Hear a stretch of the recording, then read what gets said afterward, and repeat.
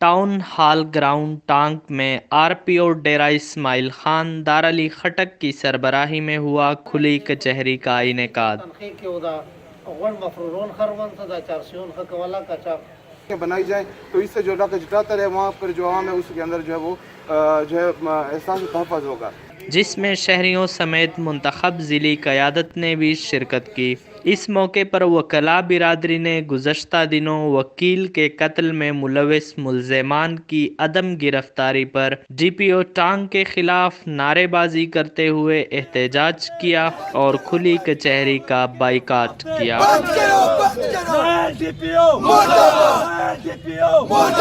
شرکاء نے منشیات کی کھلے عام فروخت اور چوری کی وارداتوں بارے شکایات سے آر پی او کو آگاہ کیا، جس پر دارعلی خٹک نے بعض مسائل کے حل کے لیے موقع پر احکامات جاری کیے جبکہ دیگر مسائل کے حل کی یقین دہانی کرائی۔ کیمرہ ٹیم کے ساتھ ادریس گنڈا پور، دامان ٹی وی، ٹانگ۔